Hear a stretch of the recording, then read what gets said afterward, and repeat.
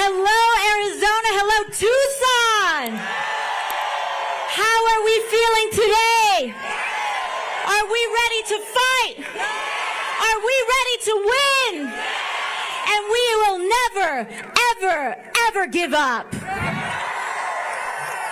Thank you all so much for joining me today and for taking the time. My name is Alexandria. And it's so great to be here in Tucson today. You know, my home is a ways from here, but in truth, the distance between us is a lot shorter than we think. And it's a lot shorter than we're told. Mi casa es su casa. And this stop here in Tucson is particularly special to me. It has really special significance in my heart. I was very, very close with Raul Grijalva. And before I dive into it, I just kind of want to share with you a little bit about what he meant to me very briefly and what Tucson means to me by extension. And I know Bernie and Greg are going to say some remarks as well when we wrap up. But, you know, when I was first elected in 2018, I was a waitress, and I had won this upset fight. I had challenged a very, very powerful member of the Democratic Party, and we won in a totally upset primary election. And we won with no money, with just everyday people in our community coming together, outspent by millions of dollars. But people just coming together and believing that we deserved better somehow broke through. And it was a miracle, genuinely a miracle. And when I first got to the House, though, by extent, when you kind of unseat someone that has a lot of power and a lot of relationships in Washington, the reception that I first got on Capitol Hill was very hostile. It was very cold, and it was very, very, very lonely. And we all have our own experiences, but it was hard when you walk into a room every day and it's just, you're just met with so much contempt. But the first door that I walked into in Capitol Hill, the first door that I walked in was Raul's, Raul Grijalva. And when I was being attacked, not just by Republicans in the right wing, but honestly by a lot of members of my own party, to find people who were kind and compassionate were very few and far between. And Raul Grijalva was the first person to open his door to me, the first. And he welcomed me, and he said, "You belong here.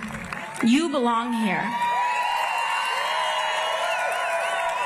Raul Grijalva, your congressman, is a reflection and was a reflection of Tucson's values, of you, of who each and every one of you were, because you believed in him. You sent and picked a man like that. Raul became the chairman of the Natural Resources Committee in Congress. Huge jurisdiction, control of all federal lands. And he came up to me, and not just me, but to so many other people. And he specifically wanted to hand women the gavels and the chairmanships of all the subcommittees of the Natural Resources Committee. And, you know, maybe people not from Arizona and from far other places may not know who Raul was. I know that you all knew who Raul was. And he never would, you know, put out a press statement and say, "Oh, look at all these women." No, he just did it. And because he knew it was the right thing to do. And as a Latina and as a Boricua, too. He was Puerto Rico en la casa siempre, ¿no? Con mucho amor a mi Chicano y Mexicano, but Boricuas, you know, we're loud. We're always, I guess we're all loud, but But, you know, and I think that's also a reflection, his work and commitment to public lands, to the public good, and also to making sure that chingonas had the keys, was a reflection of his love, not just for Tucson, but for his daughter, his daughters Adelita, Raquel, Marisa, and his wife Mona. So I just want to send them so much love in this moment and let you all know that because of Raul, I will always be loyal to the people of Tucson and fight for you the way he would have wanted. So as we're in this moment of grief, it's not just, I hope we all come together and ensure that we carry on Raul's vision and his commitment and legacy, and we continue to choose and send people that make Tucson proud and that are committed to the public good. Now, let's get to why we are all here today. Because we're all here and we share in the frustration and the heartache from watching people in power actively tear down or refuse to fight for everyday working Americans like us. We're here together because an extreme concentration of power and corruption is taking over this country like never before. And we are here, most importantly, because we know that a better world is possible.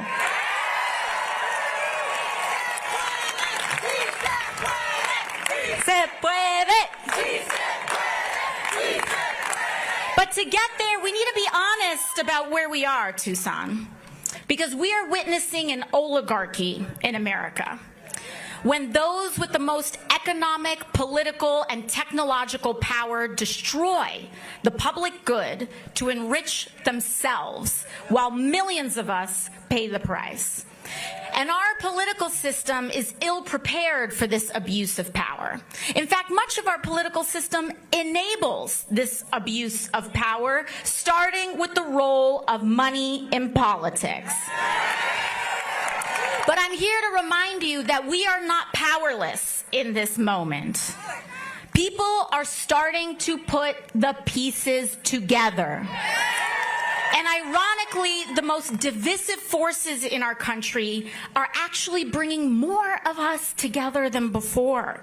And that's important. And I want to let you all know, in every single stop that Bernie and I have had in the last couple days, we were in Nevada a couple days ago. We were in Greeley, Colorado, way out there in Colorado. We went to Denver. Every single stop has completely blown out all attendance projections. 3,200 people in Las Vegas. Out in Greeley, we went to a Republican congressman's district, Gabe Evans, who, you know, he just got elected. He just got elected. Usually your first 3 months on the job, you're on your best behavior. This guy hasn't held a town hall once. So we said, you know what, let's go out there, we'll hold our own town hall. We thought wildest dreams out there in Greeley. We thought maybe 2,000 people would show up. 11,000 people came out to Greeley. Then we went to Denver. And out in Denver, Colorado, again, our wildest dream, we were like, maybe we can get what if we got 20,000 people out in Denver? Last night, 34,000 people in Denver showed up. And as you can see here in Tucson, we originally, do you need a medic? Do you all need a medic? Can we get a medic out here? Sorry folks, we're gonna pause the program. Can we make sure we get a medic out here, right here in the middle of the crowd? Thank you, officer. Let's hear it for our first responders. All right, they're gonna come through here. Let's make a way. Let's make a way. Let them walk through. Let's get a medic out here.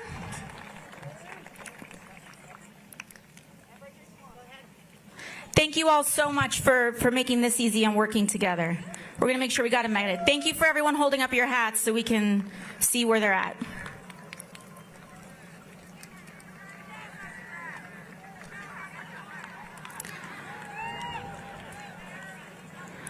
All right.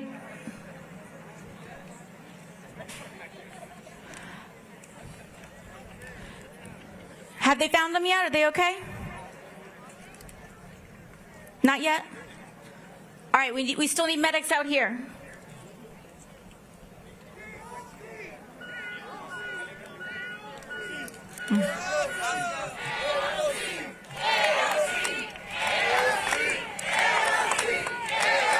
Thank you.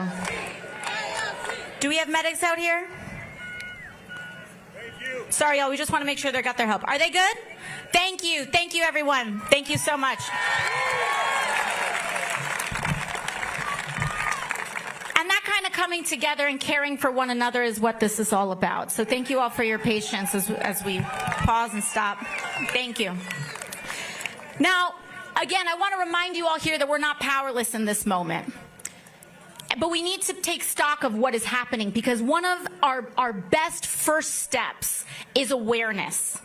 We need to say and call out what is happening so that we can educate others and talk to others about what's happening right now.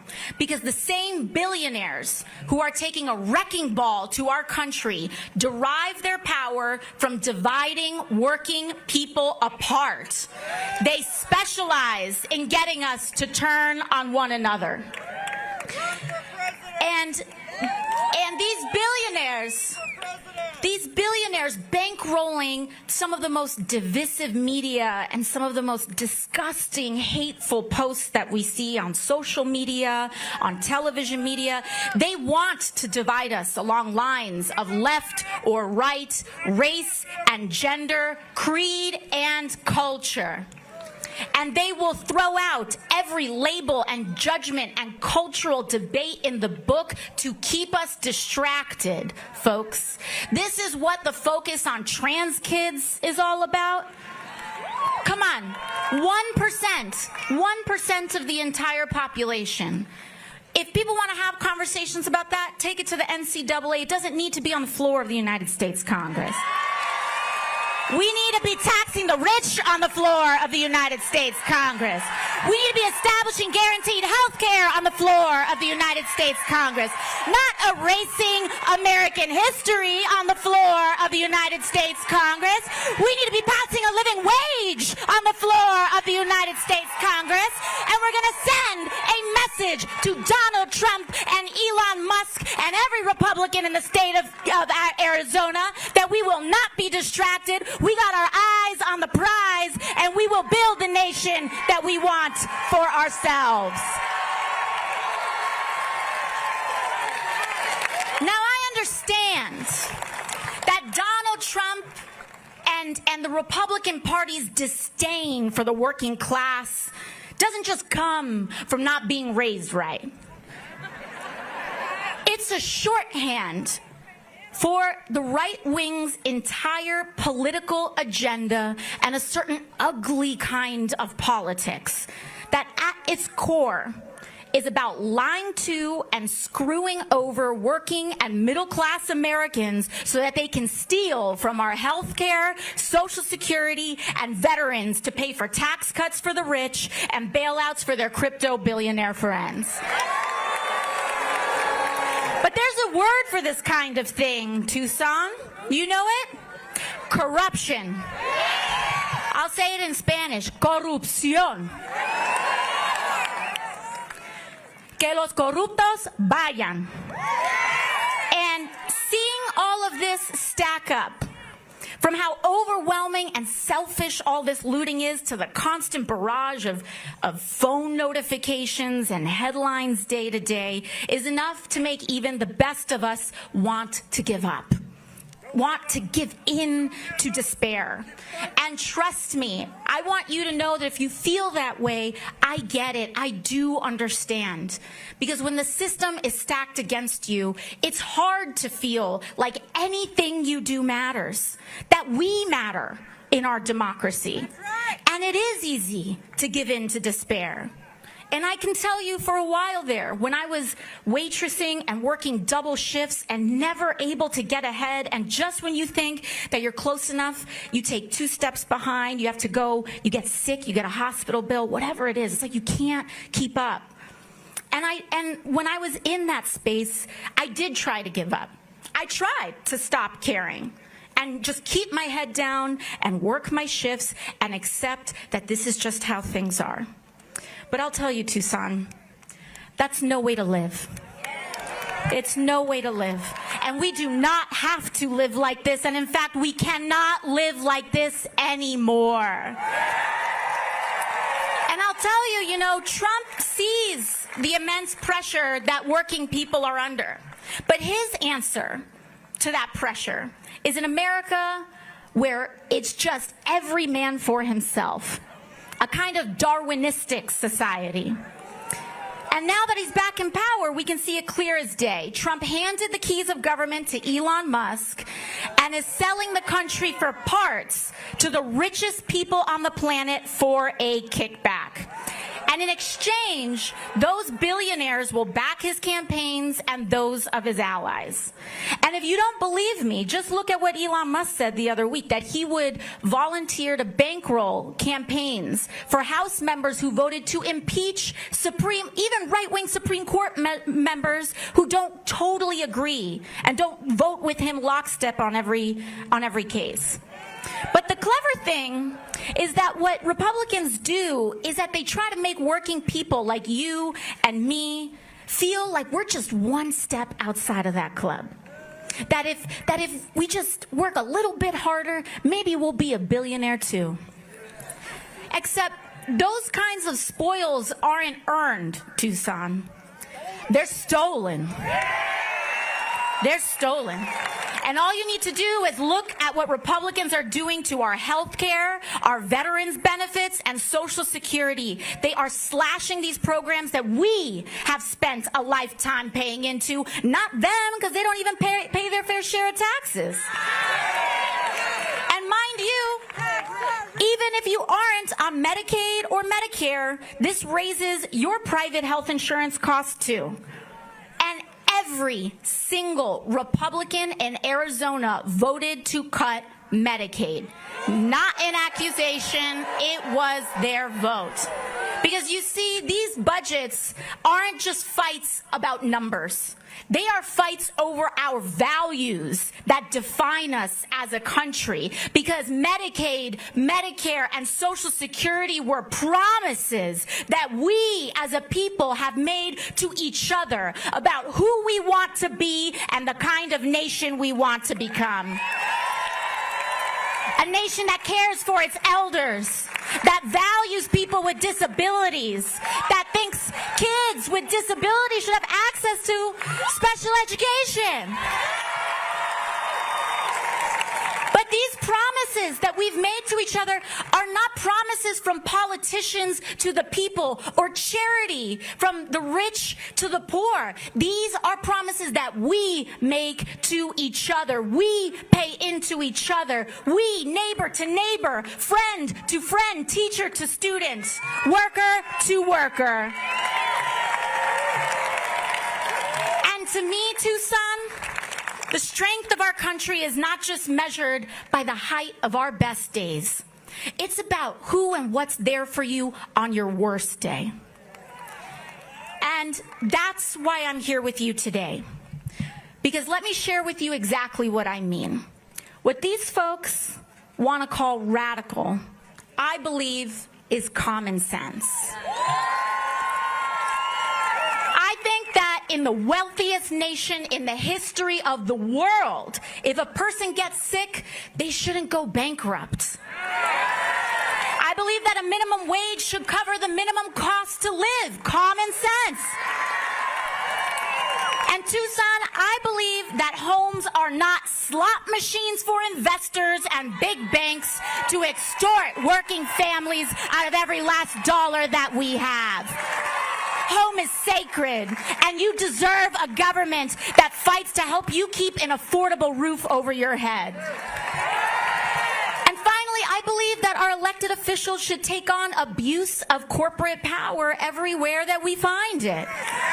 We must get big money out of politics and make clear that our country is not for sale. That's why I don't and never will take money from industry lobbyists or corporations. And you know, some folks, you know, maybe some local members of Congress out here or some pundits on television might have you believe that these American values are something out of the Communist Manifesto. And that we believe these things because we went to some fancy school and read them in a book somewhere. But I can tell you, we don't believe in healthcare, labor, and human dignity because we're extremists. And I don't believe these things because I'm an extremist. I believe these things because I was a waitress, Tucson. Because I scrubbed toilets with my mom to afford school. Because I've worked double shifts to keep the lights on. Because I did lose my dad to cancer as a kid and had to see my mom open the hospital bills a couple days after. And I know that we don't have to live like this anymore, Tucson. I don't want to live like this anymore, and we deserve better than this. And it's not just about Republicans. We need a Democratic Party that fights harder for us, too. And that means communities choosing and voting for those Democrats and elected officials who know how to stand for the working class. In Arizona, I want to thank you for working so hard to continue to make that happen. It was Tucson that sent a man like Raul Grijalva to Congress. And I know that you will continue to make us proud in Congress as well. In fact, one thing I love about Arizonans is that you all have shown that if a U.S. Senator isn't fighting hard enough for you in the Senate or elsewhere, you're not afraid to replace her with one who will and win. And that's how you got Mark Kelly and Ruben Gallego. And that's not all. Last week, when other Democrats caved in the Senate, your senators stood strong against the D.C. pressure and voted no against a Republican spending bill that cuts billions for the working class. Arizona stood up. Arizona had a spine last week, and I thank you. In fact, all the Democrats who represent a congressional district in Arizona also voted against the bill. So I want to shout out Representatives Yasmin Ansari and Greg Stanton for their courage. Defend them, Arizona, but don't stop there. Because you know who did vote to gut Medicaid and jack up health care costs? Every single Republican in the state of Arizona, including Representative Schweikert. So you know what that means. You know what our mission is here, right? This whole state needs to come together and give Schweikert the boot and replace him with a Democrat who fights for the working class. That's our mission for the next year, and it doesn't stop there.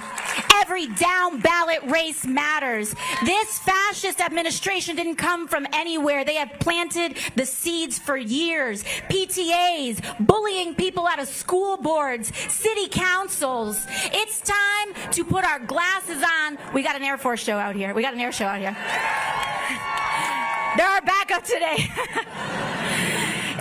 We need to pay attention to every local race on the ballot, Arizona. We're taking this state over. We're taking it back. And we're going to fight for the future that we deserve. Si se puede. Vamos a hacerlo. Lo vamos a lograr.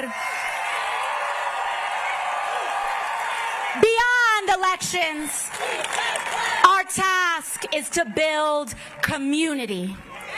block associations, neighborhood groups, volunteer groups, church organizations, PTAs. Community is the tissue and the infrastructure for us to win. Union drives, standing with our farm workers.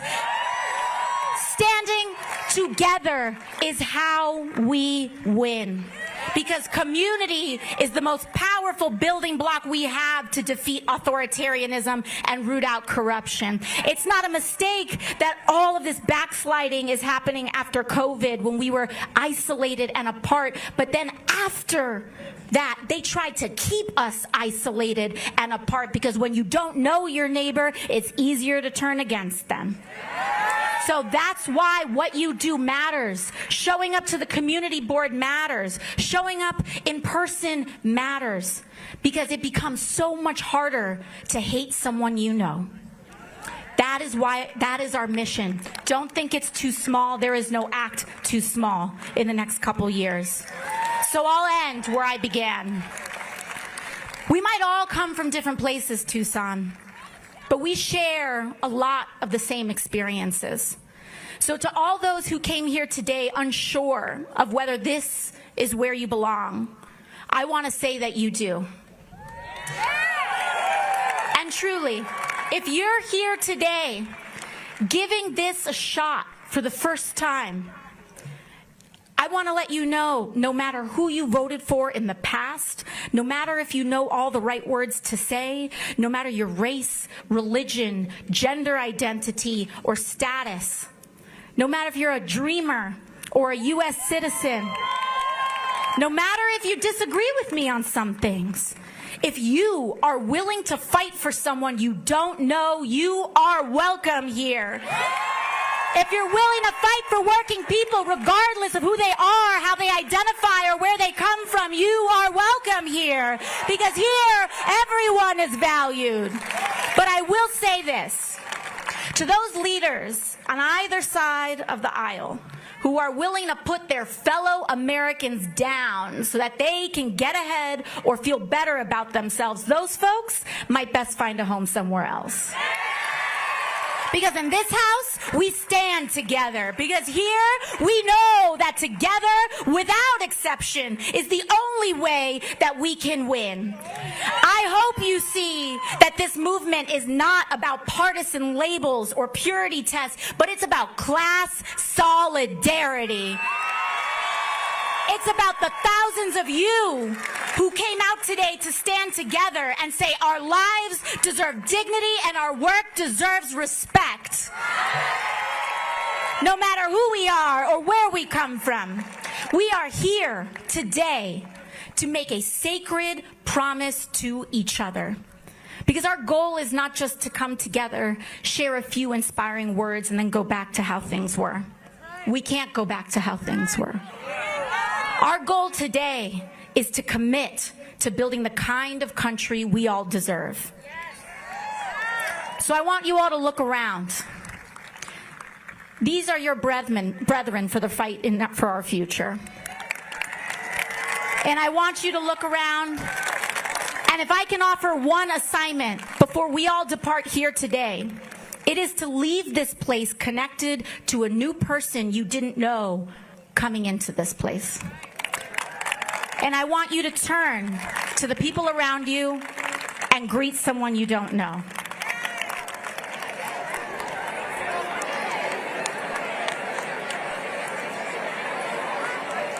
This is my favorite part.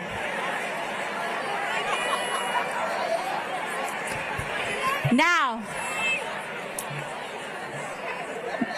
that we've done that, we're here to again make that promise, to take care of each other on our worst days, and to share in the successes of our best. Thank you, Tucson. It's my honor today to introduce someone who has spent his life bringing us together, someone who has given voice to the future that we deserve. Please welcome Senator Bernie Sanders. Tucson, thank you.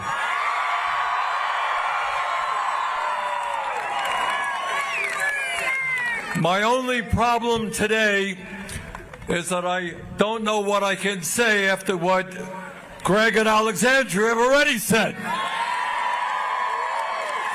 But when people think about the future of this country and whether we have the kind of political leadership we need among the young people of America, you're looking at these guys right now.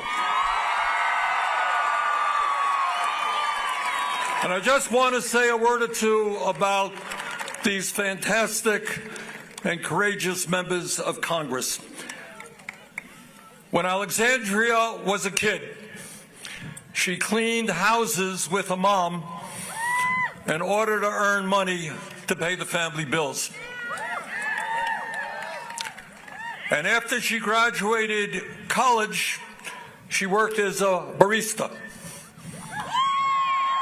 struggling every day to pay the rent. But she looked around her and she said, there is something fundamentally wrong in a world where so few have so much and so many have so little. So she did something rather extraordinary. Never held political office, tending bar. She said, you know what, I'm going to run for Congress.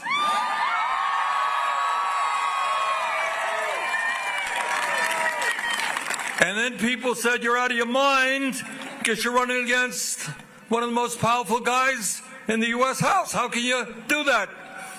But you know what she did? What she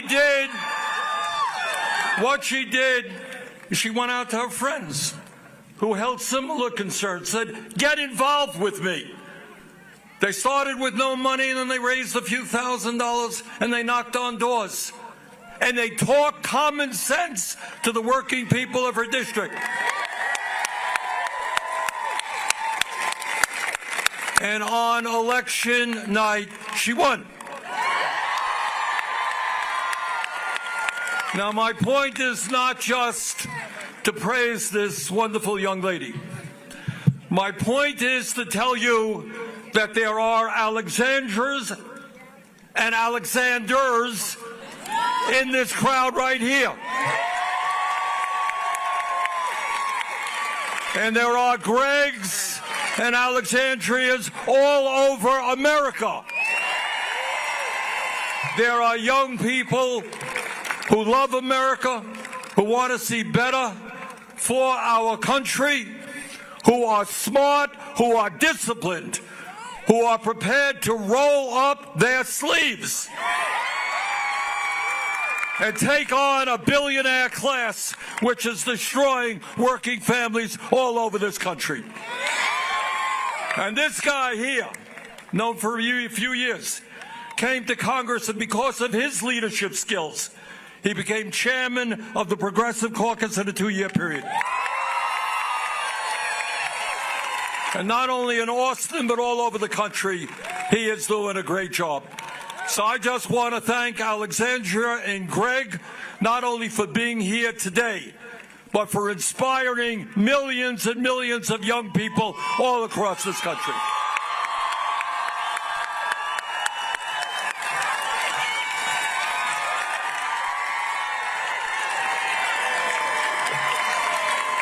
And I want to just say a brief word about our friend Raul Grijalva.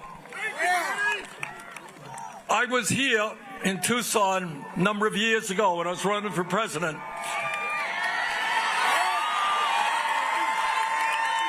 And at that point, you know, we didn't have 20,000 people coming out of meetings, and I wasn't very well known.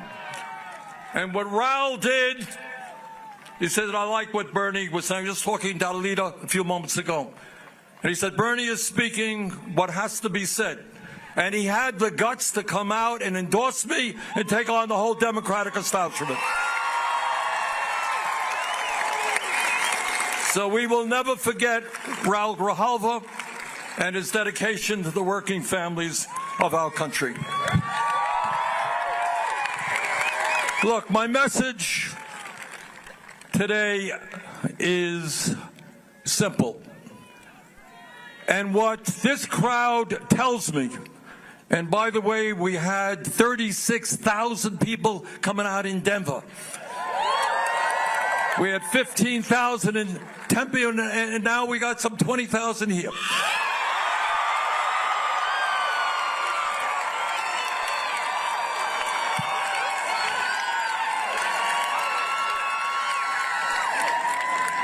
And what it tells me is that the American people will not allow Donald Trump to create an oligarchy in America.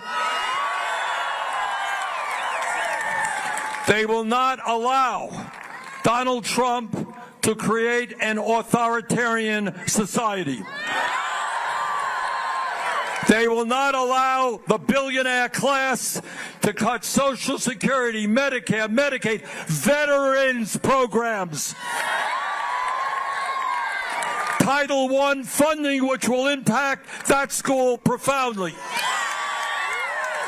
We're not going to let them decimate the programs that the working class of this country needs in order to give more tax breaks to billionaires.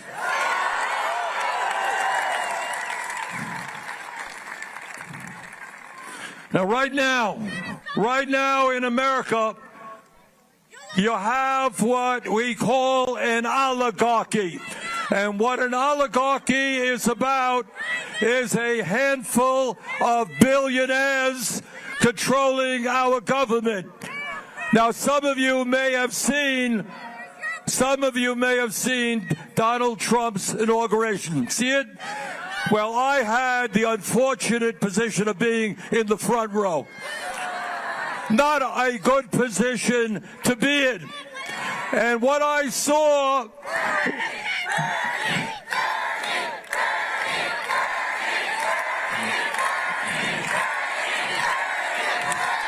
Okay.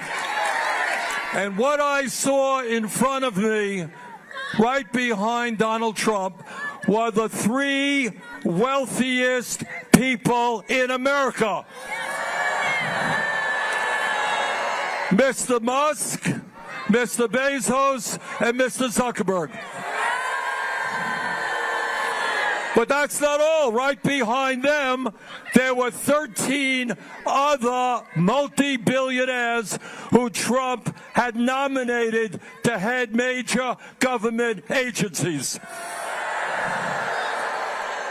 Now, some of you may remember what Abraham Lincoln said at Gettysburg. Remember what he said? Here you had a situation where thousands of soldiers died trying to end slavery. And a few days later, he looks out on the battlefield where people had died and been wounded. And he said, you know what? We have a vision of a country where we're going to have a government of the people, by the people, for the people.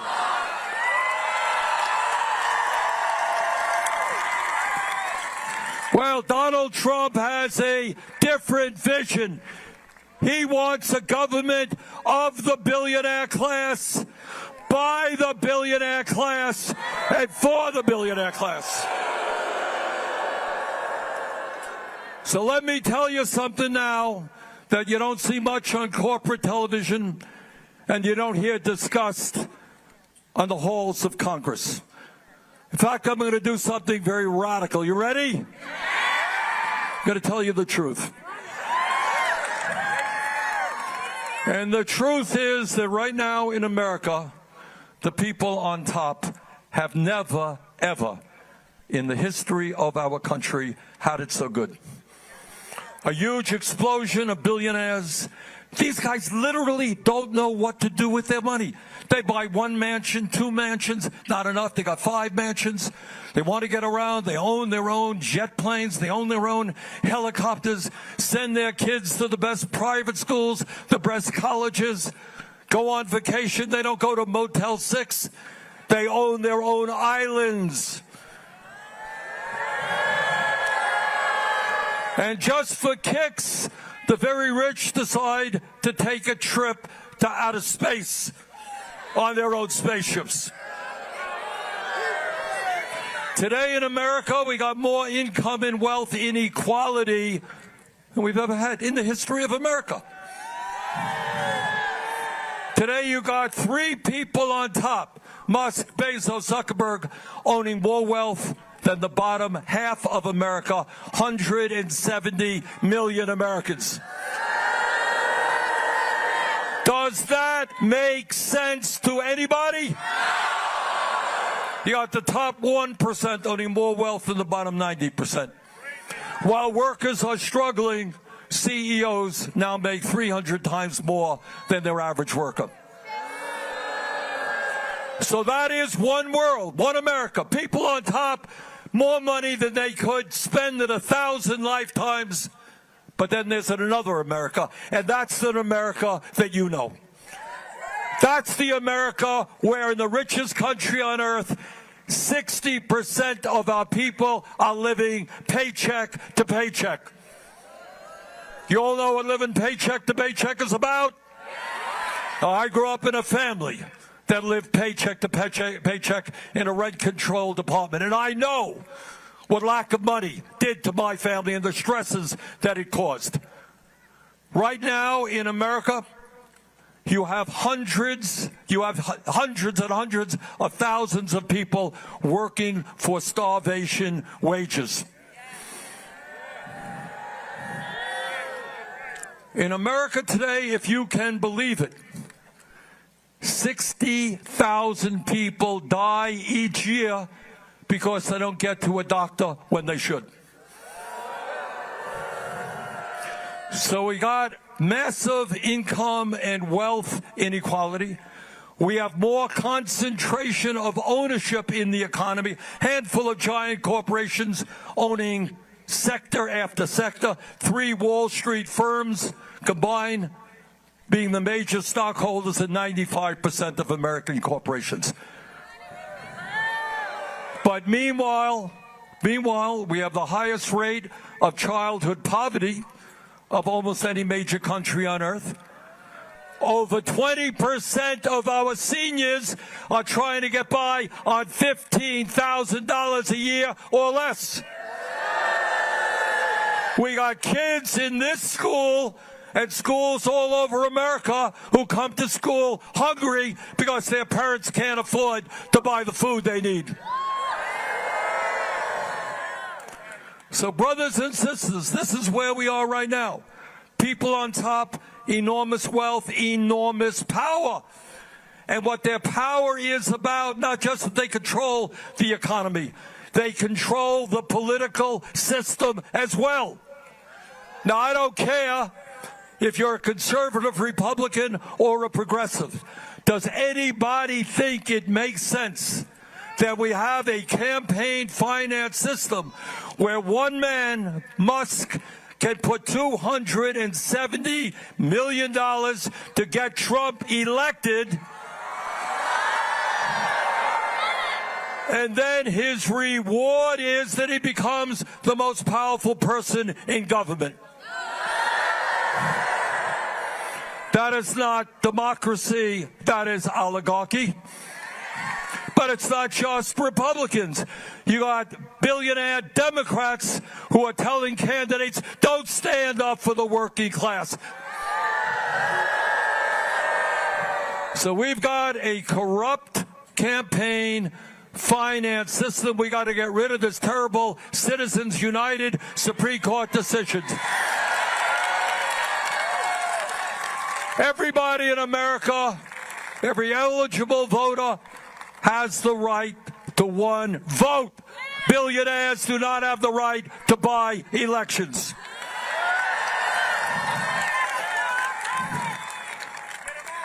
But what Greg and Alexandria were talking about, it's not just standing up to Trump's attacks on Congress, his attacks on the media, his attacks on the courts. You know, some of you studied American history remember that the founding fathers of this country were no dummies. They had taken on the King of England, the most powerful guy in the world, and they said, you know what? We don't want to create a nation in which one person like the King of England has unlimited power. So they created a constitution with separations of powers. You got an executive branch, the president, a legislative branch, the Congress, judicial branch, our courts. And that is the model that people all over the world have looked at.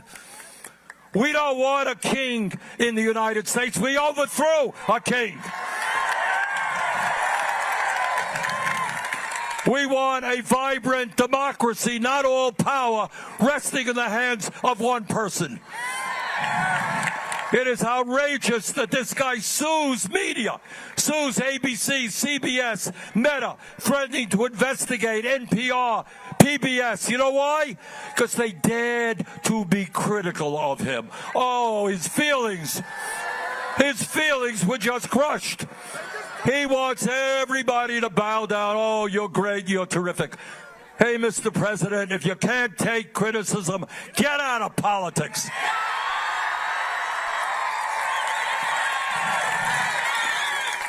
And for the first time, you know, there have been Supreme Court decisions that I have profoundly, as many of you have, disagree with. Citizens United, terrible decision. Undermining Roe v. Wade, terrible decision. But you know, we believe in the rule of law. And right now, what Trump is doing is a judge stands up and says, hey, you can't do that. That's unconstitutional. And now they are threatening to impeach that judge.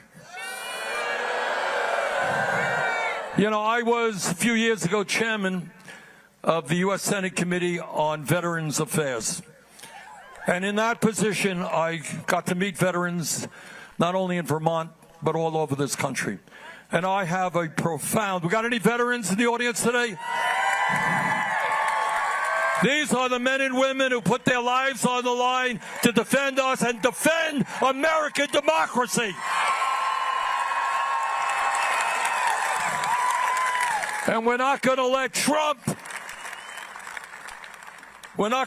Trump undermine 250 years of this country being an example to the world of what democracy is supposed to be. But what Trump is doing is not only horrific domestic policies. You don't take food away from hungry children to give tax breaks to billionaires. There is no world, there is no universe, there is no religion where that is not grossly immoral. But it is not just domestic affairs. For the first time in the history of our country, we got a president allying himself with a ruthless dictator in Russia. Mr. President, it was not Ukraine that started that war. It was Russia that started the war. We don't want a murdering dictator as an ally. We believe in democracy. And we don't believe that we should continue funding the murderous Netanyahu government that has destroyed the people of Gaza. 45,000 people are dead there. 100,000+ are wounded, mostly women and children. Netanyahu government should not get another nickel of military weaponry from the United States.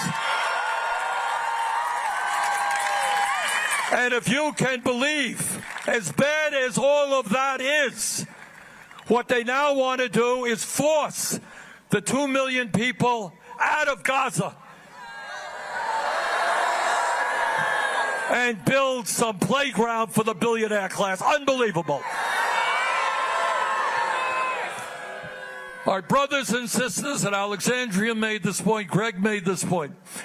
We're going to fight Trump at every step of the way. And the crowds that I have seen tell me the American people are prepared to stand up and fight.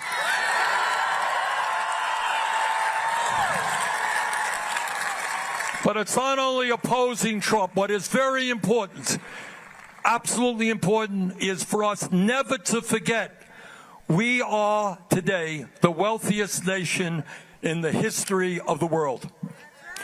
There is no excuse for 800,000 people to be sleeping out on the streets.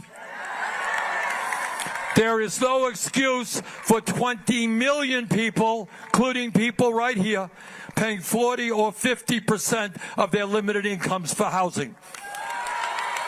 This is America. We can build 4 million units of low-income and affordable housing. We can lower rents. This is America. We should not be the only major nation on earth not to guarantee health care to all people as a human right. The function of a healthcare system is not to make billions in profits for the drug companies and the insurance companies. It is to provide quality care to all. We can do it. We do not have to pay 10 times more for prescription drugs than do the people in other countries. We can take on the greed of the pharmaceutical industry, cut prescription drug prices in half.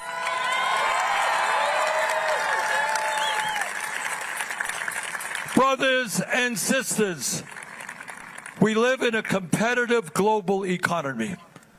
We need to have the best educated workforce in the world. We need to make sure that all of our kids, regardless of income, get a quality public education. We got any teachers here? Thank you, teachers. And when we talk about quality public education, no teacher in America should start off at less than $60,000 a year.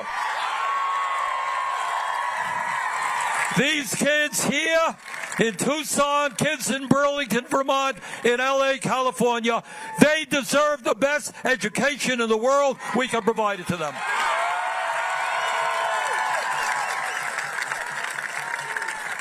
And we can and should make sure that when kids want a higher education, whether it's college, whether it's trade school, we need desperately doctors and nurses, mental health counselors, dentists.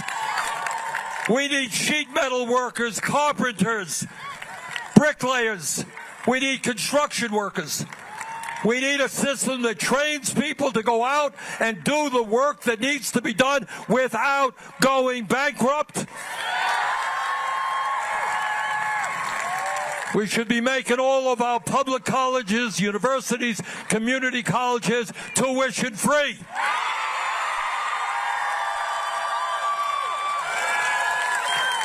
And when somebody says, well, Bernie, it's a good idea, how are you going to pay for it? I'll tell you how. We're not going to give tax breaks to billionaires. We're going to ask them to start paying their fair share of taxes.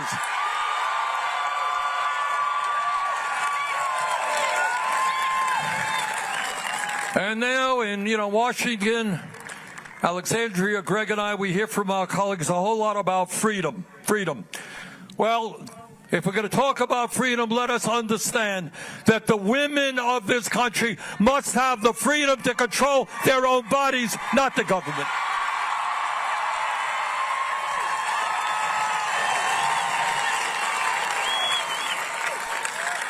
So, brothers and sisters, we're going to fight Trump every step of the way. And what you're saying here in Tucson, and I want you to know, what you're doing here in Tucson impacts not only Arizona. The whole world is watching. And what people all across this country are saying, do we have the guts to stand up to Trumpism and oligarchy and authoritarianism? We say yes. So the task is not easy. Believe me, I know that. Let's be clear. The oligarchs have unlimited amounts of money. You know, what for you is a cup of coffee, for them, $5 million, $10 million doesn't mean a damn thing. They got unlimited amounts of money. They control the media. They own the media. They have tremendous power over the political process. But this is what I believe. in every way, not just running for office. That's important. We need great candidates here to stand up for the working class and all across this country. It means that we have got to build the trade union movement. Do we have union members here? Thank you. We're going to make it easier, not harder, for workers to join unions. It means joining all kinds of organizations, making sure your schools are top-notch, your health care is top-notch. So we need you to go outside of the comfort zone you had yesterday. Yesterday you stood and you watched. We don't need you watching anymore. We need you involved in the process in every step of the way. So brothers and sisters, I don't have a PhD in mathematics. In fact, I did pretty poorly in school in math. But this I do know, that at the end of the day, 99% is a hell of a bigger number than 1%. They have the wealth. They got all the money in the world. They got the power. They got the media. But you know what we have that they don't have? We got 20,000 people here in Tucson. And we got hundreds of millions of people all across this country. So brothers and sisters, don't let them divide us up by the color of our skin or where we were born or our religion or our sexual orientation. Let's stand together as one people, proud people. Let's take on Trumpism and defeat it. And let's create the kind of America that you and I know we can become. Thank you all very much.